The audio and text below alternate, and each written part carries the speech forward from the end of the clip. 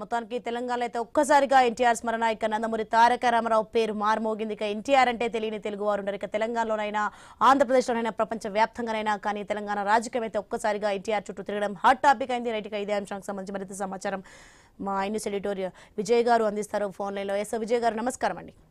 నమస్తే సార్, మొత్తానికి ఎలా చూడాలంటారు? మనం చూస్తున్నాం తెలంగాణలో ఒక్కసారిగా అయితే ఎన్టీఆర్ స్మరణ మారి మోగుతుంది. ఇక హాట్ టాపిక్ గా మారింది. ఎన్టీఆర్ చుట్టూ కూడా రాజకీయం తిరుగుతుంది. దీన్ని ఏ విధంగా చూడాలంటారు? ఏంటి రాజకీయ నాయకులు ఏ పని చేసినా కానీ తప్పకుండా అందులో రాజకీయ ప్రయోజనం డెఫినెట్ గా ఉంటది.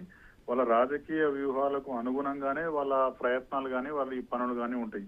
ఇప్పుడు ఎన్టీ రామారావు విగ్రహం పెట్టడము, దాన్ని ఆవిష్కరించడం, ఈ సందర్భంగా రేవంత్ రెడ్డి గారు చేసిన ప్రసంగం, ఈ మూడు కూడా ఖచ్చితంగా రాజకీయ ప్రాధాన్యతతో కూడుకున్నవే. రేవంత్ రెడ్డి కూడా ఏదో చిన్న పిల్లగాడు కాదు, లేకుంటే ఎన్టీ రామారావు ఉంటే ఒక సినిమా యాక్టర్ కాబట్టి ఆయన మీద ఉన్న పిచ్చి అభిమానంతో అట్లా మాట్లాడండు అని మనం భావించాల్సిన అక్కర్లేదు. కాంగ్రెస్ పార్టీ వాస్తవంగా తెలంగాణ రాష్ట్రంలో తన వ్యూహాన్ని మార్చుకున్నది.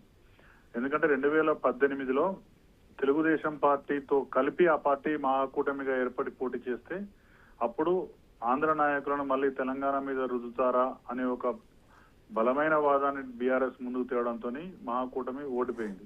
ఆ తర్వాత తెలుగుదేశం పార్టీ కాంగ్రెస్ పార్టీ వ్యూహం మార్చి లోపాయికారిగా సహకరించుకోవాలి, పరోక్ష పొత్తే ఉండాలి తప్ప ప్రత్యక్ష సంబంధం ఉన్నట్టు ప్రజలకు కనిపించొద్దు అనే ఒక లోపాయికారి ఒప్పందం ఉండడం వల్ల పొత్తు కుదరలేదు, మహాకూటమి ఏర్పడలేదు. At the same time Telugu Desam party తెలంగాణలో పోటీ చేయలేదు.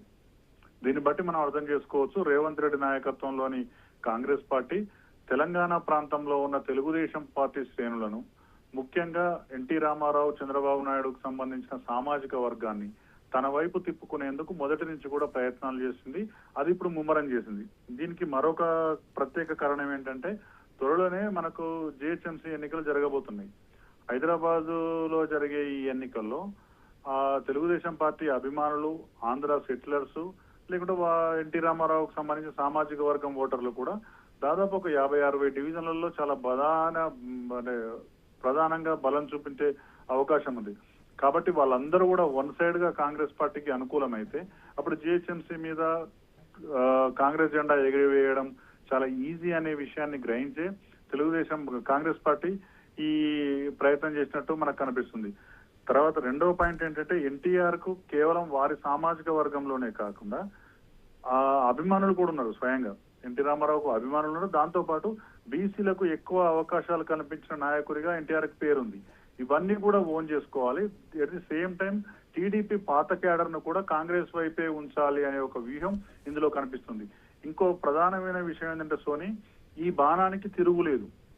ఎందుకు అంటే ఎన్టీఆర్ ను కాంగ్రెస్ పార్టీ ఓన్ చేసుకుంటున్న క్రమంలో దీన్ని బలంగా తిప్పికొట్టే పరిస్థితిలో ఇవాళ బీఆర్ఎస్ లేదు. ఎందుకంటే ఎన్టీఆర్ ను వ్యతిరేకిస్తే ఆ సామాజిక వర్గం ఓట్లు పోతాయి అనే ఒక భయంతో బీఆర్ఎస్ ఇప్పుడు మౌనం పాటిస్తున్నది.